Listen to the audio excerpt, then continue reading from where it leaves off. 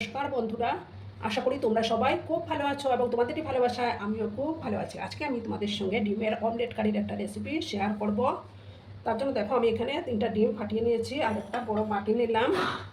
বাটির মধ্যে আমি এবার এই যে দেখো ছোট দুটো পেঁয়াজ কুচো নিলাম।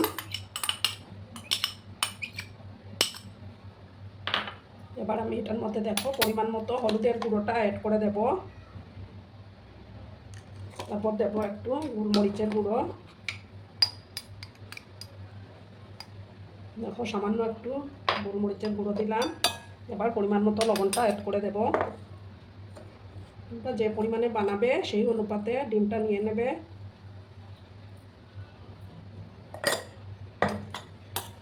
আর দেখো 2-3টা কাঁচা লঙ্কা কুচো আমি দিয়ে দিলাম। এবার এগুলোকে আমি ভালো করে মিক্স করে নেব।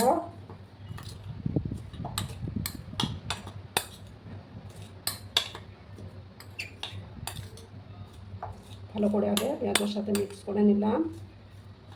এবার আমি ডিমগুলো দিয়ে দেব।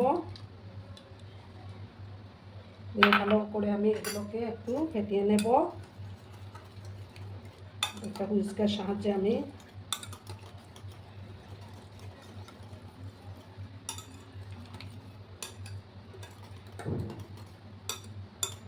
পেঁয়াজ, তারপর কাঁচা লঙ্কা, নুন, হলুদ এগুলো আগে একসঙ্গে মিক্স করে নিলে না, তাহলে দানা পুটলি বেঁধে থাকে না, সবগুলো ভালো করে মিক্স আপ হয়।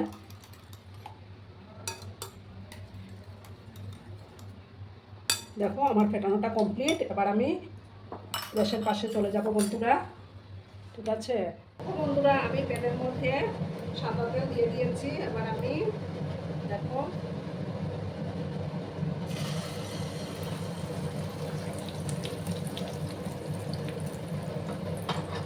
একটা প্রথমে আমি দিলাম,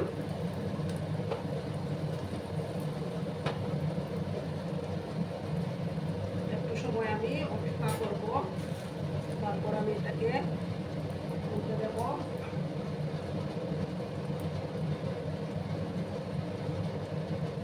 গ্যাসের রাস্তাকে আমি কম করে রেখেছি বন্ধুরা।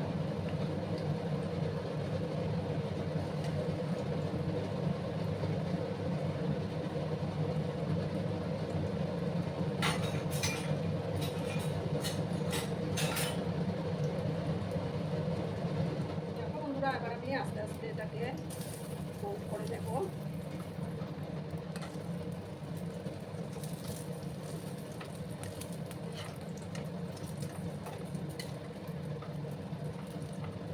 দেখো আমি এভাবে ফোল্ড করে নিলাম। এভাবে আমি এবার কেটে নেব।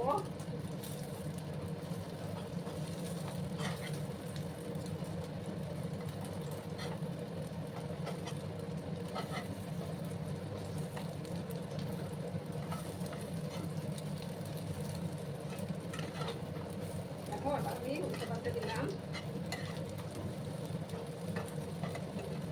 তোমাদের ইচ্ছা মতো কেটে দিতে পারো।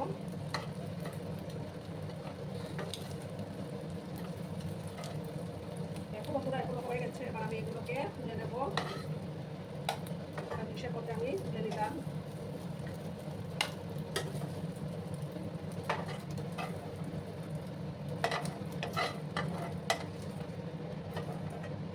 এবার আমি আরেকটু তেল দিয়ে দেবো, দিয়ে নেক্সটটা আমি ভেজে নেব।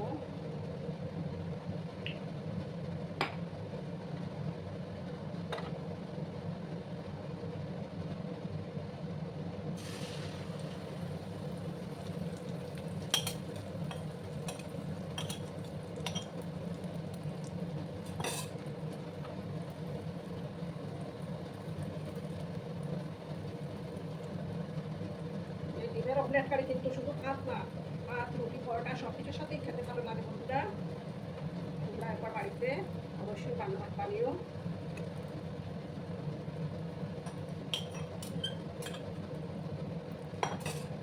সেম একই প্রসেসে আমি এটাও ভেজে নেবো বন্ধুরা। আর ভিডিও দেখার শুরুতেই কিন্তু একটা লাইক করতে তোমরা ভুলো না বন্ধুরা। ভিডিওটা একদম স্কিপ না করে সম্পূর্ণ দেখার অনুরোধ রইল। দেখো বন্ধুরা, আমার সবগুলো বানানো কমপ্লিট। আর আমি এবার সর্ষের তেল দিয়ে দিয়েছি।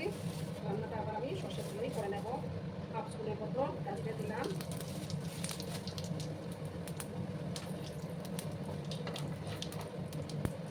এবার আমি দেখো এটার মধ্যে একটা পেঁয়াজ কুচি দিলাম।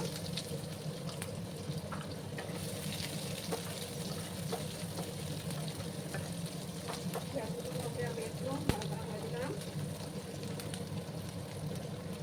একটু সময় আমি এগুলোকে ভেজে নেবো বন্ধুরা। তারপর আমি আদা রসুনের বাটাটা দিয়ে দেবো।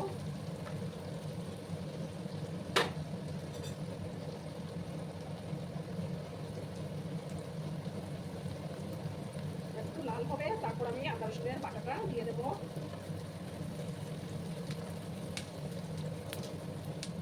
বন্ধুরা এবার আমি আদা রসুন আর 3টা কাঁচা লঙ্কা বেটে রেখেছিলাম, সেই বাটাটা এবার আমি দিয়ে দেবো। একসাথে ভালো করে আমি কষিয়ে নেব।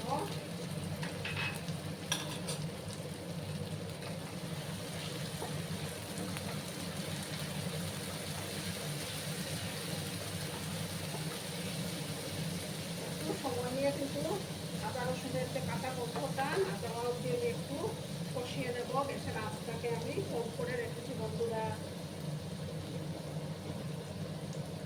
বন্ধুরা আমি নাড়াচাড়া করে দিলাম। এবার আমি একটা টমেটো বেটে রেখেছিলাম, সেই টমেটো বাটাটা এবার আমি দিলাম।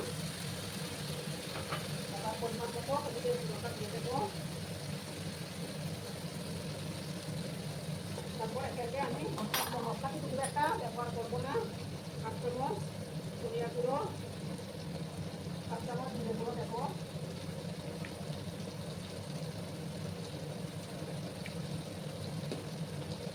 আর একটু লঙ্কার গুঁড়ো আমি অ্যাড করে দেবো 5 স্পুনের মতো। এবার ভালো করে কিন্তু আমি এটাকে কষিয়ে দেবো।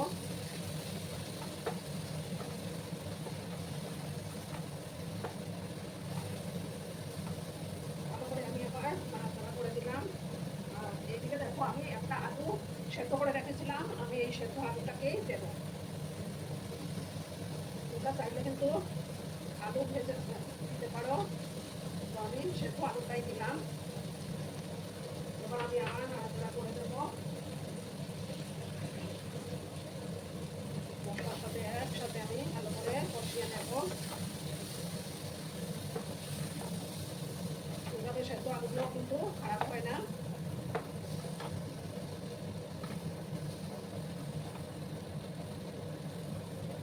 সামান্য একটু জল আমি এড করে দিচ্ছি বন্ধুরা। ভালো করে কিন্তু কষিয়ে নেব। যত বেশি কষানো হবে ততই রান্নার টেস্টটা ভালো আসবে।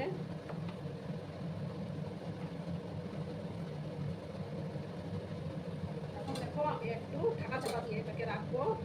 গ্যাসের আঁচটাকে আমি কম করে রেখেছি বন্ধুরা। আবার আমি ঢাকাটা সরিয়ে দিলাম। আবার ভালো করে আমি মিক্স করলাম। দেখো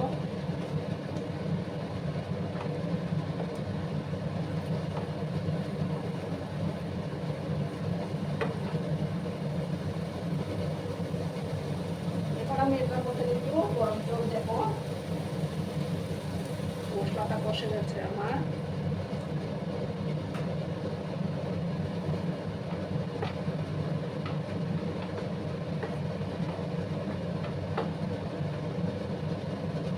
আর একটু জল দিচ্ছি, কারণ ডিমের অমলেট দেওয়ার পর ঝোলটা টেনে যাবে। এবার আমি পরিমাণ মতো লবণটা অ্যাড করে দেবো বন্ধুরা।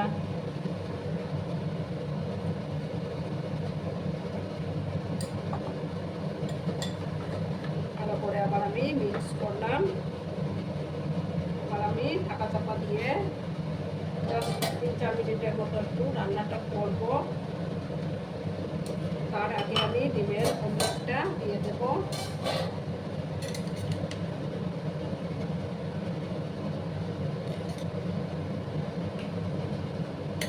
আমি সমস্ত ডিমের অমলেট দিয়ে দিলাম। দেখো বন্ধুরা কালারটা কত দারুণ আসছে না। আমি ঢাকা চাপা দিয়ে 3 মিনিটের মতো একটু রান্নাটা হতে দেব, তাহলেই তৈরি হয়ে যাবে। ঢাকাটা সরিয়ে দিলাম। দেখো আমার রান্না কিন্তু কমপ্লিট। এবার আমি এটার মধ্যে সামান্য একটু শাহি গরম মশলা গুঁড়ো অ্যাড করে দেব।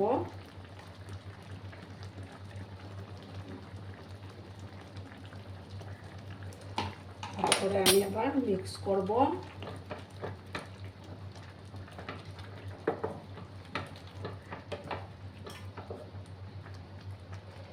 এবার আমি উপর থেকে কিছুটা রোস্টেড কসুরি মেথি ছড়িয়ে দেব।